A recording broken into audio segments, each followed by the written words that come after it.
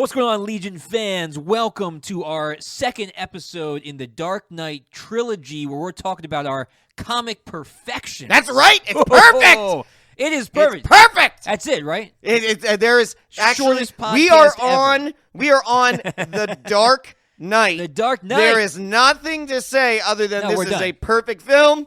Excellent job, Christopher Nolan Yep. and cast. Sign off. Sign off. Move on. Nah, we'll explain a little We'll bit. talk. but I mean, I don't have any problem talking at length No about way. this. Let's You're gonna talk have about to. it. We're gonna have to really cut this down because if we want to get into the Dark Knight and we're talking yeah. about that specifically, I could be here all night, How good it all is? day. It's so good. All day. all day. All Batman, day long. Batman. All the all day. I didn't see that Batman. I know, there. it's a you new added one. that without telling me. I did. I love it. Yeah, great. it's right over on the Batman side. Yeah, well, that's good. I like know. that. Well, I'm just gonna I'm gonna have to get some Spider-Man stuff more. You gotta Some credit. more Spider-Man My mom things. gave me that. Oh, is it? Is that Yeah, what? that's from my mom. That's so cool. I like Isn't that sweet? I like the black and white. Oh. All right, well, let's jump in right away because there's so much to talk about. We'll begin with our Carnage Report and then work our way through our perfection and end with our verdict. That's right. All right, so Carnage Report, man, this one Knocked it out the park. really did. I mean, the Batman Begins did well. Right, But right. The Dark Knight, man, oh my goodness. All right, so the budget's a little bit higher here, $185 million, for Which the budget. isn't actually that big of a budget. No, it's not. Like we've been just seeing, bigger and than we've been Begins. talking about 200 plus, even 300 plus Yeah, million yeah. dollar budgets. This is at the time, like this is a big budget, but it's Yeah. not exorbitant. It's nothing crazy. You want to know why? There's not that much CGI in this, which is where you run that budget up. Yeah, probably the biggest was like the stunt work on the bat cycle. Oh, 100%. Yeah. And that the scene with the tractor trailer where he flips Yes. it. Yes, and that's That's where probably- they blow up the Batmobile. Yeah. Yeah, and that's it where was the he most. takes the blast. Yeah, yeah. And that's where we get the Bat Pod because the I love it. Batmobile is compromised. I love it. The little harpoon gun that Yeah. helps him make the corner. I want you to do it. Do it. Do it. I want you to do it. All right. $185 million. Yep. Man, this brought in just over $1 billion. I know. And I here's love it. here's I the love it. travesty of this. Yeah. Okay. So I was watching the Oscars that year. Yeah. And the reason I was so excited by it was the posthumous opportunity for Heath Ledger to win the Oscar Right, get for that Best Oscar. Supporting Actor. Because he deserves He it. deserved it. It was 100%. absolutely amazing. But this was, I remember specifically, Yeah. they had, they had a full Broadway opening, like full song opening. And one of the things they sung about was how do you make over $1 billion and not get nominated for the best movie? Oh, It got no. snubbed Oh, no. for Best Picture, and it made over $1 billion. Who And it won? was just because it was a superhero film. Yeah. They had not opened up to, like, the Academy hadn't opened up to the idea that superhero films could also be A Best Picture. Yeah. Yeah. Let me see who won. Who won 2008 Best Picture? It was No Country for Old Men, which is a fantastic Fantastic. Listen, Really no, good. If you win an Oscar, it's Yeah. a fantastic film. I'm not Well- denying. Well, yeah, okay. But yeah, the year that But that was a good one. Hurt Locker beat out Avatar blew my mind as an Hurt example. Locker was Like, real good. I know Hurt Locker was real good, Yeah. but Avatar was insane. Yeah, but similar to like a comic book movie. Similar. You're you know? right. You're right. Yeah. In getting you know that what was snub. crazy? The In one getting that snub. You're right. that time that Nicolas Cage won an Oscar. You're right. He should have won He two should- that year. No, They should have just given him two. Give him just a double. A double. He should have gotten a double dose. No, well, No Country for Old Men was It was wasn't great, really good. But yeah, I'm not talking about. It wasn't even nominated, Greg. Oh, it wasn't That even was the nominated? issue. Oh, that's is weird. that it didn't even get Okay, a nomination. I got you. And The Dark Knight was an amazing film that made over $1 billion. That had a ton of credit to it. It had already a supporting actor nomination with Heath Ledger's character, and it didn't get nominated at all. It's a travesty. Yeah, it was There Will Be Blood, No Country for Old Men, Michael Clayton. I don't even know that one. Atonement and Juno. Yeah. The Michael Cera movie. Yeah, so Juno got nominated nominated over The Dark Knight. No offense, Michael Cera, but you're not as cool as The Dark Knight. No, and that story wasn't as captivating at all. No. Well, Juno didn't make $1 billion though. Yeah. At least I don't think it did. Nowhere close. Okay, good. Nowhere close. All Indie right. film. So brought in $1 billion. That stinks that it wasn't even nominated. It should have been, It but should have it did won. get the supporting actor nod for Good. Heath Ledger. Yeah, right, for sure. Which Which good. was a huge step for superhero films in and of itself. That's true. Yeah, because it wasn't just like the little like camp blockbuster that nobody holds up for award winning. Yep. I mean, now we've seen Marvel movies take like everything. Right. At this Exactly. point. So, Exactly. And open the so doors. it opened the doors for superhero films to be viewed on a new level, and that is in large part to Heath Ledger's performance. Oh, everything's in large part to Heath Ledger's performance. Especially I loved about it. this film. Yeah. Yeah. Yeah. Oh, he's a great actor all around. Yeah. Rotten Tomatoes, critics score 94%. Right.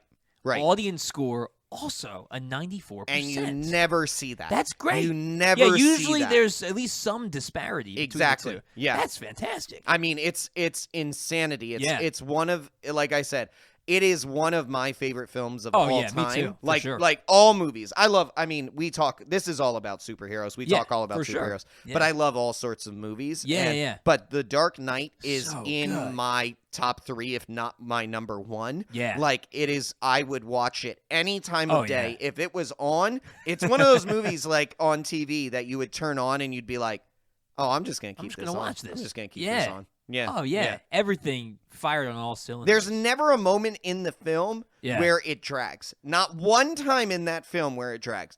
Yeah, really not. There's you are always on the edge of your seat. Yeah. The credits. Credits drag. Credits drag a little bit. Yeah, a little bit. I want they more. literally drag across the screen. It's called a crawl. It's Logan. called a crawl. My bad. Come on. All right. My bad. Cast. Most people return. We've got Christian Bale coming back as fantastic Batman. We've got Michael Caine as Alfred. Yep. Gary Oldman as Gordon, and Morgan Freeman as Lucius Fox. So I think I said this before that Gary Oldman back. is one of the most underappreciated actors. Oh yeah, he's like great. You never know how many films he's been in because he just dives so deeply into a character. So to have him back again, he embodies Gordon. It's amazing to see his interactions with Batman and how they change over the course of all 3 films. Yeah. He's a chameleon. That's right. Then we get 3 new additions. 3 new additions. So Katie Holmes gets, we talked about this last podcast, but Katie Holmes gets replaced. Thank you. They heard. They listened to the fans. They listened to, no, they didn't. It wasn't about listening to fans. She had literally a conflict in filming. Oh, did she? And so they were going to bring her back? Now, here's my thing. Yeah. A conflict in filming. Yeah. I honestly think that they were just like, not quite. You were a cardboard cutout. We're good. You know what? You're busy. Yeah. We're going to get somebody else. Well, they bring in Maggie Gyllenhaal, who's a great actress. Great actress. She was okay. She was okay. Bad. It was definitely, so here's the thing. Yeah. Definitely an improvement. Yeah, Let me say that. Definitely an improvement. Still doesn't fit the role very well. Yeah, well, and especially because, like, they're trying to go kind of in the vein of, like, a Vicky Vale or some love interest that's not Selena Kyle. Right. You know, they can kind of bring in. Or Talia al Ghul or whatever. Mm-hmm. And she's got no background, like, for them to pull from. So they've got to just kind of make her up. And she's a completely made-up character that doesn't where they stick really well with all other comic source material. This is where they actually miss. Yeah, and you know, I don't mind them adding in. Sure, I don't mind some it, new character for that, but they just it fell flat. It's all right. She dies in this movie. So. That's right. She dies in the end. So they decided. Spoiler alert. Spoiler if you haven't seen it yet. 2008. They're calling. They want you to watch this movie. That's right. Holds up. Yeah, people. It does. Holds up. Just like Batman Begins. Exactly. Yeah. You need to watch it because you're going to be just like, as good what year was this filmed? 2008. Yeah. Yeah, for sure. And then the other 2, which were both home runs, we had Aaron Eckhart coming in as Harvey Dent. I was not initially sold on Aaron Eckhart. Excited for him. I mean, I hadn't seen him in a lot of stuff. I hadn't really known a lot. But I wasn't entirely sold until the second Gordon set foot in Dent's office. Oh, yeah. I was like, that's Harvey Dent. Yep. That's Harvey Dent right there. Oh, yeah. He was so great. He was perfect. He in both roles, both Harvey Dent and Two-Face. That's what I was going to say. And we had so many questions.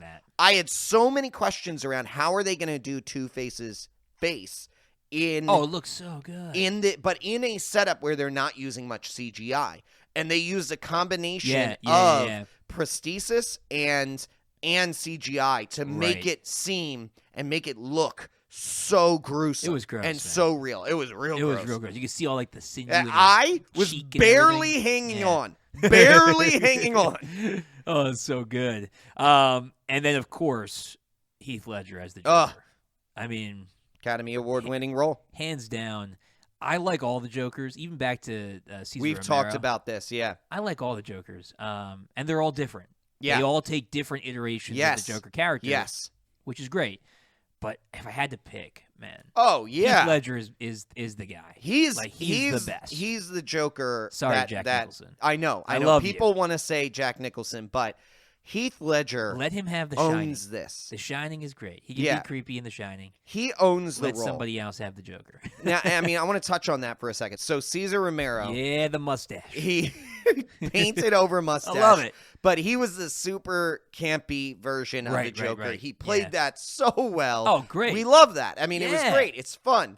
But then you have Jack Nicholson and the clown prince of crime. Oh, so he played that perfectly. Right. And people want to say, like, that is the most pure Joker. And it might be. And, like, Mark Hamill. Mark Hamill's the most... I feel like Mark Hamill... That's a really good point. He's an amalgamation of Jack Nicholson and the Heath Ledger. Even though he came before Heath Ledger, I feel like Heath Ledger is kind of somewhere... He's the extreme of Hamill the two. doesn't get the credit that he's due as the Joker because he's the voice. But the animation and him coming together, it's probably up there with Heath Ledger's version of the Joker. I would probably put them neck and neck. But then you get Heath Ledger. Right. And that's the anarchist. Yeah, and we got to see that in full, true, complete form. Yeah. And that was phenomenal. You know, now the thing that was disappointing is with his death, we didn't get to see how that may have played out more, because Christopher Nolan said that there was a part for the Joker in the Dark Knight Rises. Movie. There was a plan for that around him a little bit more. Yeah. So we still get a complete picture, though. We do get a full playing of what it looked like as the anarchist Joker. Oh yeah. Now, so good. The disappointing, and I'm going to go on a quick tangent here. Yeah. The disappointing thing that we're always going to be sitting with is we didn't get the gangster Joker full, complete form that we could have, and we saw the potential for Jared Leto's Joker in the nightmare sequence. Right. And it was great. That was immensely disappointing. I think that's one of my biggest disappointments with the Snyder Cut. We don't get more of that. We don't get that complete picture. Restore the Snyderverse, man. Now, I know. I know it's out there. They're gonna push. I'm not fully bought in. Yeah, I know. And here's the reason why I'm not fully bought in. I'm not fully bought in unless they go 2 feet fully in, dive in, ready to go, like everything's now restored. They're not going to do that. They won't do that. WB is too stupid to do that. Here's my point with that. Well, it's a good thing WB's not a sponsor. Sure. But my point with that is they do the little cash grabs. Oh yeah, they definitely do. We can make a good money on this. We're gonna do a quick cash grab. Yeah, they don't build larger stories like Marvel has done. We've talked about this before. Yeah. So they would prefer to make these little cash grabs instead of build a story that can actually bank them more. Yeah. And here's the problem. Yeah. Here's where the problem stems from. WB's job. Yeah. Is to make money, sell tickets, right? That with this part arm of their brand. Yeah. Make money, sell tickets. Who do they sell tickets to? The fans. So when the fans go, hey, this is what I want. Yeah. WB comes in, and they go, no, you don't really want that. You want this. No, if I wanted that, I would have said I wanted that. I want this. No, you don't really want that. But our problem is we keep biting on it. Yeah, you keep giving them money. We keep giving them money hoping for the be little good. Cash grabs, hoping that it would be good. Yeah. It reinforces their small money, small grab ideology. It's true. Yeah. It's stupid. Yeah. Well, I don't think they would ever completely restore the Snyderverse. I just don't, because they're not smart enough to then Well, they've got too many other things, like they've said, They've got a in lot of plate production. spinning, yeah. They've got things coming out. Suicide Squad is a good example. Right. If they did that, they would have to go back to the original Suicide Squad. Then the air cut would need to come out, which everybody's clamoring for. Yeah, and I would he love wants to it be able too. to see. I would love to. Yeah. But now you're talking, but we also have Gunn's Suicide Squad coming out, with some which of the looks same with some of the same characters. Yeah. What are we doing here? This is where they made a mess more with releasing the Snyder Cut than they could have if they hadn't. They've made a bigger mess than they realized. Unless they just plan to do it all. Then they would be fine. But, sure. But my point, I mean, there is a simple way. Yeah. I'm going to tell you this right now. There is a way they could do this. And they've actually set themselves up to be able to do this. Right. Is if they really went with the multi-Earth. Yeah, sure. If they went with the multiverse plan that they have, where this TV show or this movie or this Earth, this cut lives here in this one, and so they could have a Snyder verse. They could have a Snyder. They're gonna say that anyway, though. They could, but what I'm saying is they could do that and run with it more. Yeah, I guess. And still have all their cake and eat it too. I don't know. I've always said Warner Brothers just needs to they just need to decide, are they going to do a shared verse or are they just going to do standalone movies? I agree. Standalone movies are fine. Like the Batman trilogy. They're not. The Batman trilogy was great. It was great, but it's not fine. The Batman coming out. I disagree with you on that. It'd be good. Yeah, but it's not fine. Right, but the thing is, because there's too many shared stories that could be great. But what I'm saying is they need to pick one, because right now they're trying to do both and it's not working. Yeah, but what I'm saying is, from my perspective, they could do both if they actually put people into planets and into where they fall in the multiverse. If they actually explain that instead of just showing us a quick GIF about it. Then it would be great. Well, but so we went way off. All right, let's come back. Let's dig into source material. Yeah, right. That's right. Source material. So we have a few things that Chris Nolan didn't really grab specific storylines, but instead he was grabbing specific character traits to build his world around. Or setting a mood similar to what is set in that comic. Right. So just like Batman Begins, we've got a lot of Year One influence. We've also got, now we're jumping into things like The Killing Joke, where he said he gathered kind of inspiration for the character of the Joker. And we've got The Long Halloween for the character development of Harvey Dent starting as the DA and getting corrupted. One of my favorite, like and you and I have talked about this. This is one of our favorite graphic novels of all time. The Long Halloween is amazing. Yeah. You know, there's a lot more that I wish they would do with Long Halloween, but being able to focus on Harvey Dent's character transformation in it, that's a really, really good focus. Yeah, if we could eventually get a holiday movie, that'd be so much fun, man. That'd be so good. So good. Yes, you're making me want to reread The Long Halloween right now. I read it just grab it back off the shelf here and just start rereading it. I read it at least once a year. Usually on Batman Day. That's a good point. It's not super long, but it's super good. Yeah. All right, let's jump into our perfection. Let's talk about what it did right. Yeah. All right, so what we got? Everything. All right, done. It did everything right. It's hard to focus on a couple of things. Yeah, it was. We're going to focus on three things like we normally focus on. Yeah. It's hard. It's really hard. They did so many things well. Normally we have a hard time narrowing down to like what they did wrong, like what was their most heinous crimes against character. Right. But this is like, we could talk about the whole thing. What do we want to focus on that was so good? Yeah. And that was so rich in Batman mythology. And there were so many to choose from. Yeah, so the first that I want to talk about is character development. The whole movie, this is a longer movie. Yeah. You know, like this almost runs up to 3 hours long. And they allowed them to do that. And they needed that to develop all of these characters. Right, because they did have quite a few. well. Yeah. Now, here's Joker the other and Harvey thing. Dent are big. Yeah, but here's the thing. Yeah. Joker didn't have character development. Which is key. Yeah. The Joker movie, okay? Yeah, we talked about this a little bit in the last podcast, but I totally agree with you. I am not for, because it sets some sort of background for the Joker, which never should exist. Nope. And that is exactly what this Joker sets. Yeah. It sets the tone. I'm getting a little bit ahead of myself, but what this does for the character development of this, it just names the Joker exists to be the antithesis to Batman. Exactly. And that is it. And he knows knows his purpose. He knows it too. He claims that. We get multiple fake stories about, you want to know how I got these scars? Right. Father, wife. They're all different stories. Yeah. They're not the same. You want to know why? Because he doesn't know. Yeah. He is anarchy. Right. He is only there to be the opposite of Batman. That's right. If Batman doesn't exist, and this is where it's similar to the Dark Knight, because in terms of source material, right? The Dark Knight Returns. The comic book. Yeah. Joker doesn't do anything. He's locked up in Arkham Asylum. He's comatose. He's comatose until he sees Batman's back on the scene. Right. That's when he wakes back up and he starts doing things. Yeah. And that's the thing here.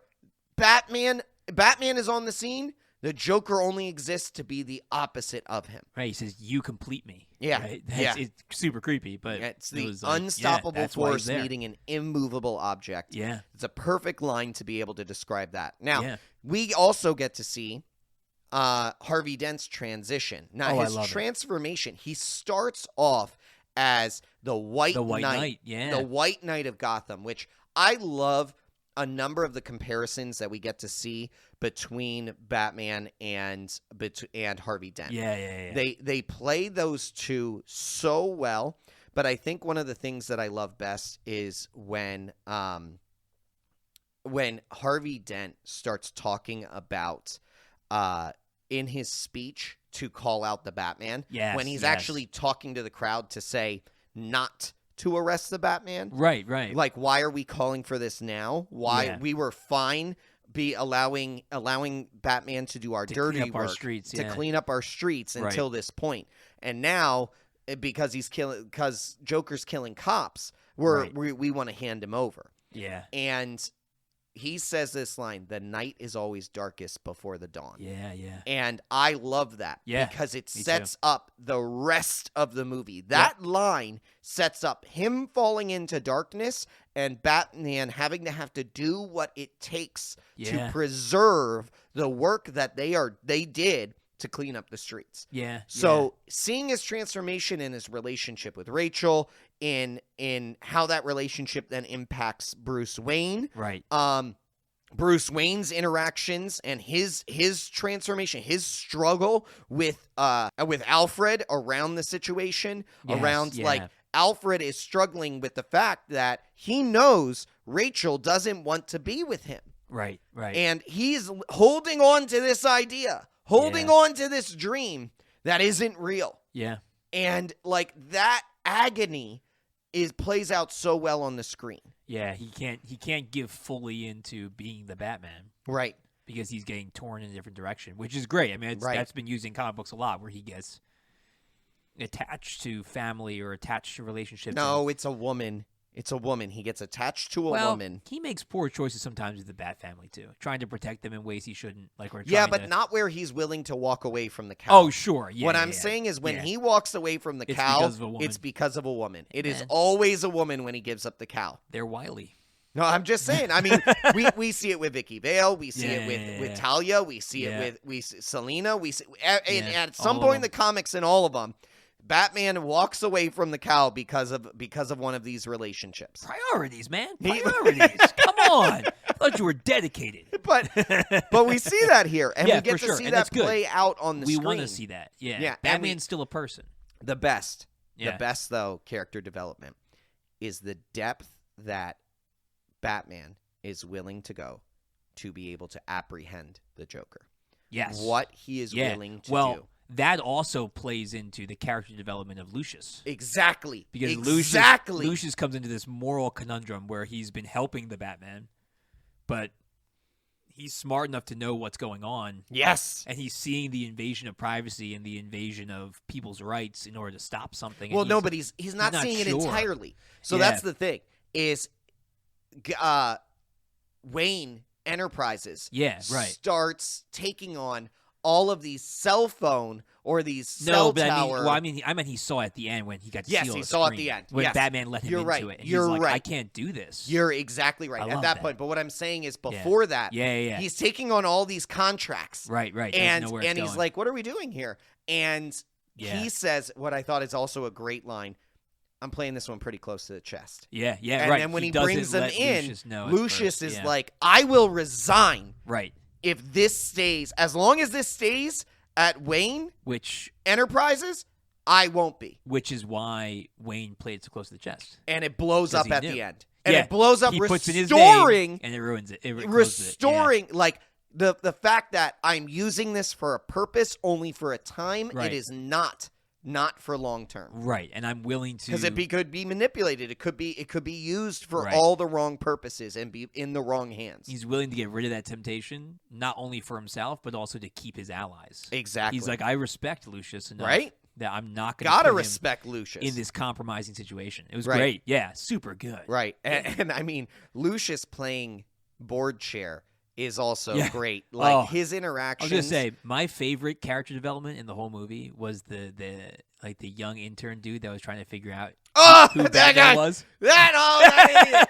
That idiot! I love it. He's I found all these things. I found all of this, and Lucius just explains it away. And he's but the best part, I love that guy. I won $10 million deposited, or $10 million salary for the rest of my life. Yeah. So your plan is to blackmail the most powerful. Right. No, wait. So what did he? I forget what it was, but it was something along the lines of like Bruce Wayne. So you find that your boss, Bruce Wayne, one of the most powerful and richest men in Gotham, you believe to be Batman, a man who spends his nights jumping across rooftops, jumping across rooftops, and beating up criminals. Yeah. And your plan is to blackmail this man. And the guy's like, oh. Oh, you're right. I blackmail him. That was a horrible idea. Yeah. You've made a horrible error, sir. If you're right, you're dead. Right. This is bad for you. Yeah. You don't want to discover this. Right. Lucius, and that's the thing about Lucius is Lucius knows. He never is like, you're Batman. Like right. He knows. He creates all the tech. He knows he's a Batsuit. He gives him a Batsuit. Yeah. But my point is, like, he never plays it off as like a card to throw in Bruce's face. Right. He doesn't use his leverage. Never. Right. Yeah. Never. He respects him too much. Yeah. Exactly. Yeah. Exactly. Batman respects him. That respect between Lucius and Bruce plays out in that third film so much more. So good. So you get to see that foundation being laid here for the Dark Knight Rises to play off of it even more. Yeah, wow. Character development on point. Yep. Firing all cylinders, man. So good. We devoted an entire point just to Heath Ledger. Yeah, I mean, the dude was every scene he was in never wanted to end. You didn't. The nurse, never the knew. nurse. Well, it was everything. You never knew what was going to happen. Oh, I loved it. You never knew. It felt unhinged. Oh, it felt unhinged. Yeah. He was unhinged. Yeah. I mean, this is unfortunately what led to him spiraling into a really dark place. Yeah. But he went so deep for this role, and it plays out in every scene. I mean, if you go through just some of the sadistic nature of some of these scenes, so think through it. Yeah. We first see him. He puts a pencil through a guy's head. Yeah. And the line there that I think is so gripping is, do you think you can just walk in here and take all of our money? Yes. And like you're like, yeah, and he's like shifty, like looking around, like, and then he reveals that he has grenades. He's got grenades loaded all over his body. You 100% believe, and this is exactly for the Joker. This is what makes sense. At any moment, he gives no rips if he dies. Oh yeah, he could not care less. He has a mission. Right. That mission is to take down Batman. Right. He says he doesn't want to kill him. Right. He just wants to mess with him. He wants to play with him. He just wants to play with him. It's a game. But at no moment does he care if he dies. So, pencil in the guy's head. Yeah. The next scene is when he starts recruiting the gang. Yeah. So this is where he goes into that second gang member's not Eric Roberts, but the other guy. He breaks the pool stick in half. Yeah. And he says we have rapid expansion, but we only have room for one more. One more. Whoever gets it gets it. And they throw down the stick, and you're like, what? Yeah. It's amazing. Every scene, and he's so sadistic. This scene he burns the money. Yeah. He's clapping for Gordon. Yeah. Once they've arrested him, he's proud of him. He's proud of him for becoming commissioner. He takes the big job, and he's just sitting in his cell clapping for him. Yeah. Really creepy. It is the most There's only one other person that I've seen get this deep into a character. Yeah. And it's Daniel Day-Lewis. Oh, yeah. Daniel Day-Lewis, every movie he does is that deep. And here's the thing. Let me explain something. So Daniel Day is one of my favorite actors. I love him, man. He's great. But here's what I found out about Daniel Day and his method. Yeah. He completely embeds himself into a character for the entirety of the film. Right. He is a complete method actor.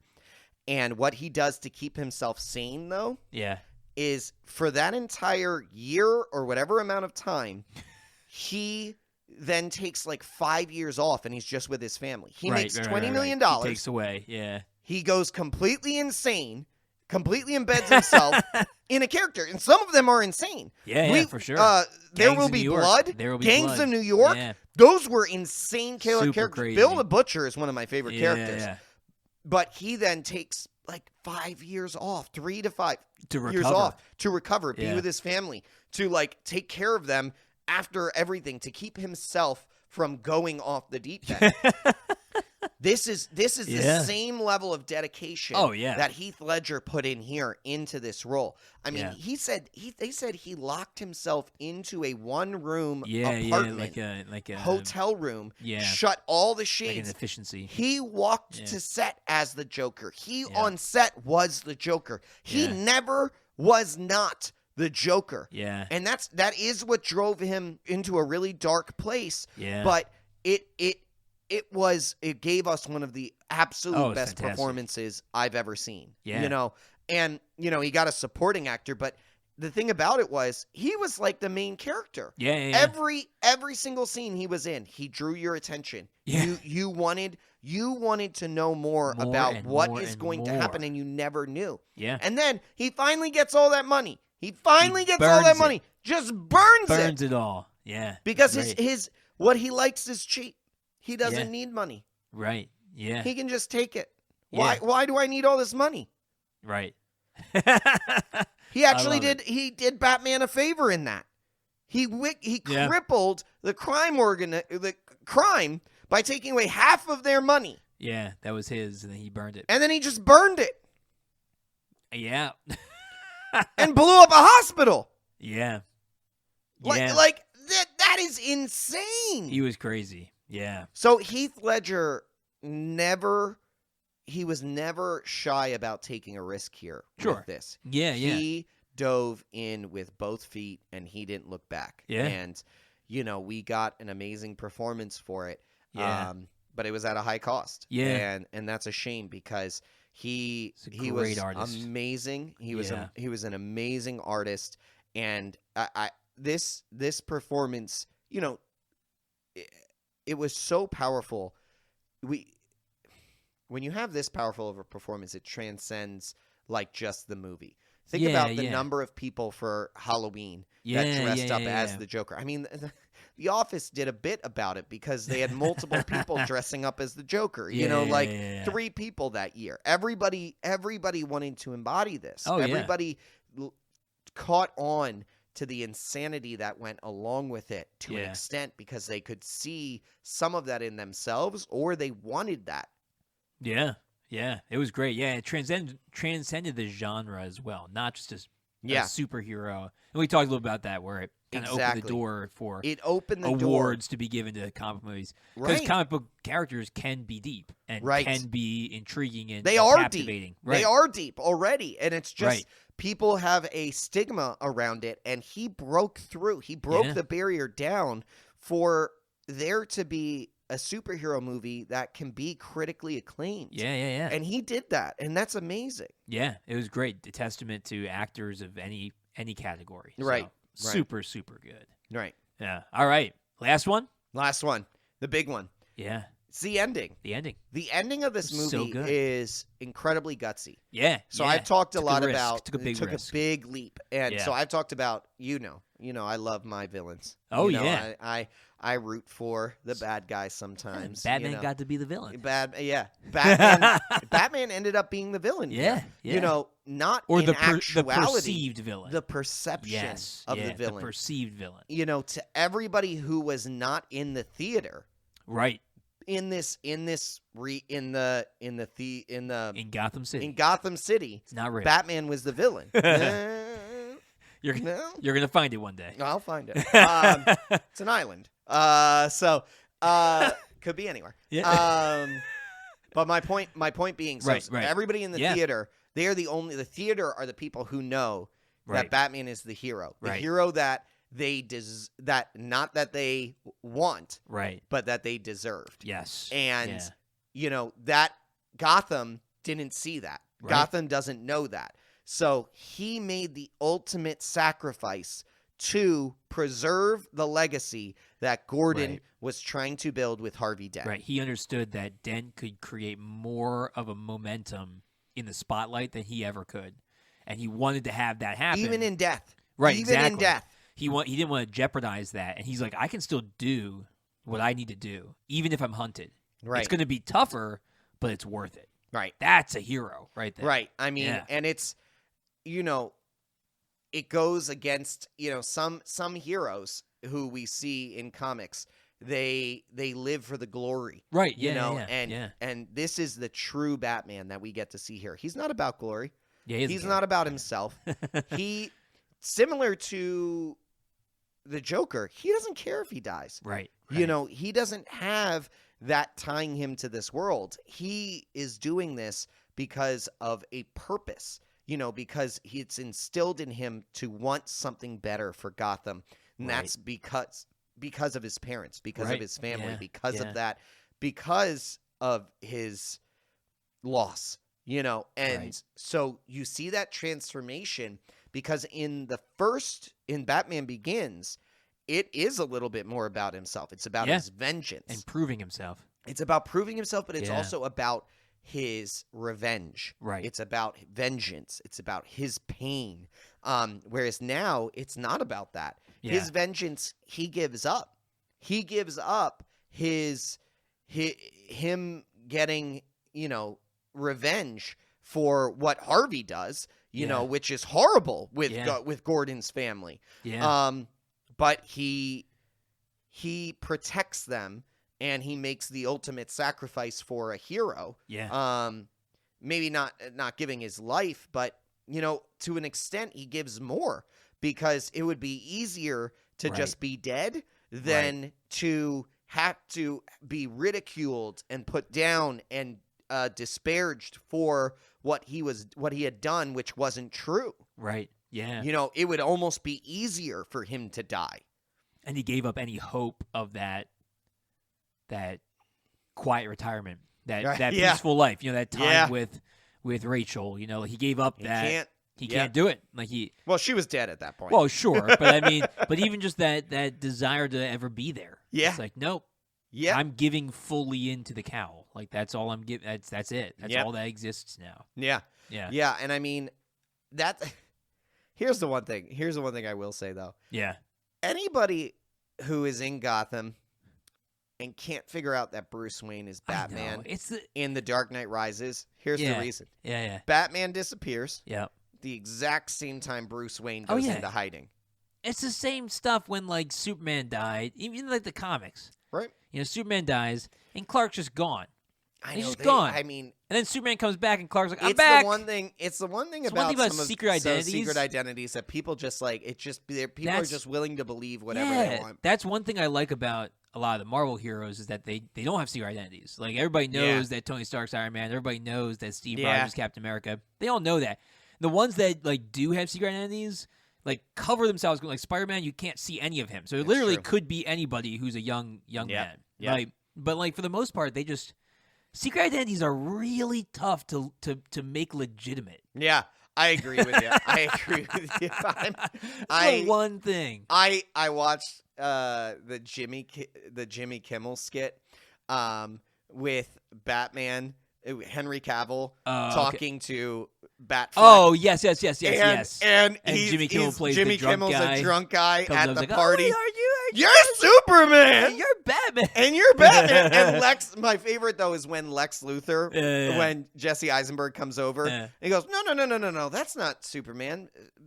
Superman has perfect eyesight. He doesn't wear glasses. And he takes the glasses off, and he goes, oh my gosh, I can't believe I haven't figured this out. Yeah.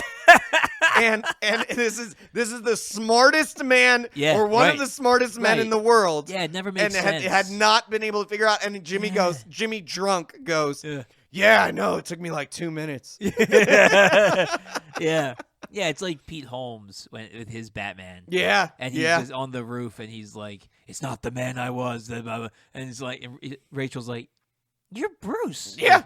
You're Bruce. Wait, what? It's like, I only told Bruce that. I only said that to Bruce. Bruce told me that. You know? Yeah, it's like, no, secret identities, they can't work. Yeah. They work on the comic book pages, but it's so much harder to translate them into a real...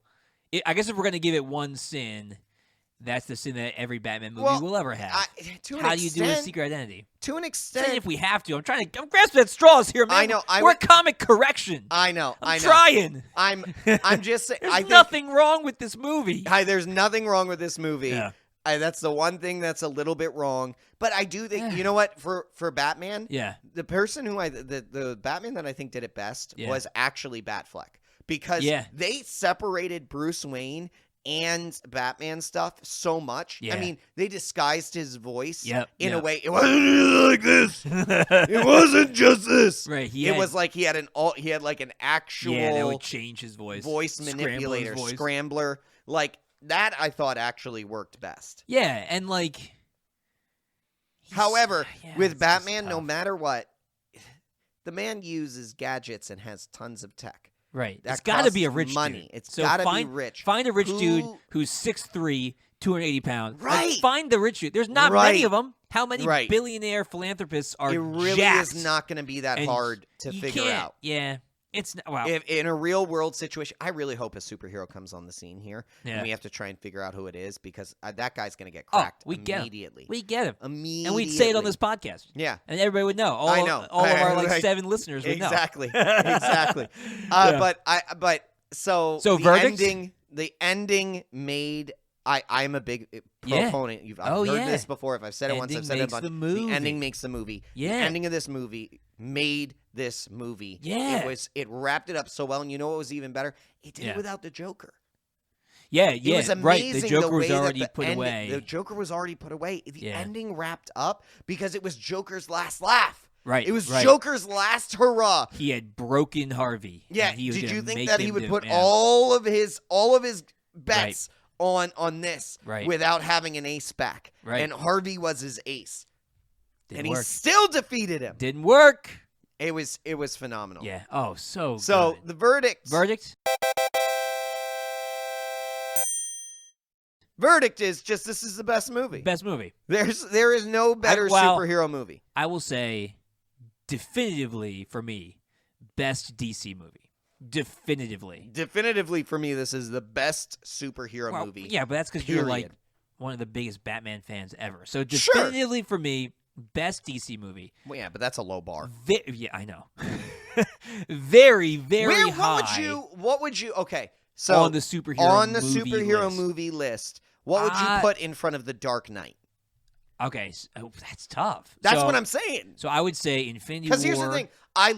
Don't get me wrong. Marvel has put out amazing movies. I love Marvel. You know that. I don't disagree. But I don't think I put anything in terms of realism, true to story, anything along those lines, like any character development. I think this is the best one. What would you put in front? So my top superhero movie. I bet I know what it is. I don't think you do.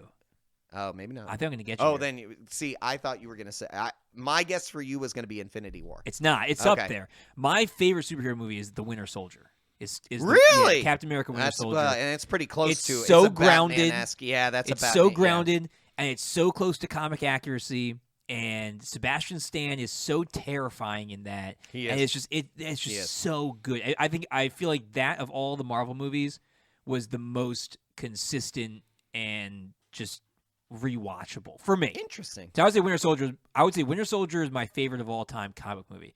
Then I would say Infinity War is my second, and then Dark Knight would probably be third. And that's probably where I would run. Because I just watched Infinity War again last night. Man, it's just so good. Yeah, I watched it. I watched it in the hospital while we were having a child. It's so good. So I would say those two are the only ones I can really think of that would be above The Dark Knight. I don't know. I'm not as big of a Batman fan. I know. I still wouldn't place them above just because the realism of this is so much better. Yeah, for sure. At that point with those movies, it comes down to just preference. Right. Like they're all quality 100%. comic book movies. Yeah. And so it's like a toss up now of like, what's your preference? Like Batman will always be your top. Oh, of course. And when you get a movie this perfect with Batman in it, right, you can't not have it up at the top. Absolutely you not. You're exactly right. And so The Dark Knight is my top superhero movie, if not my top favorite movie of all time. Yeah. It was so good. Perfect. Thanks for listening to the Legion of Comic Correction. Don't forget to check out our other episodes streaming everywhere you listen to podcasts. We're also on the major social platforms like Twitter, Facebook, and Instagram. Just search Legion of Comic Correction. That's right. And make sure to check out our Patreon for exclusive supporter specials at patreon.com/Legion of CC. New episodes come out every Monday. And Wednesdays. No, just Mondays. And Wednesdays? I don't think we can do Wednesdays. We can do Wednesdays. All right, Mondays and Wednesdays. We'll see you guys next week. Same time, same place, same Legion.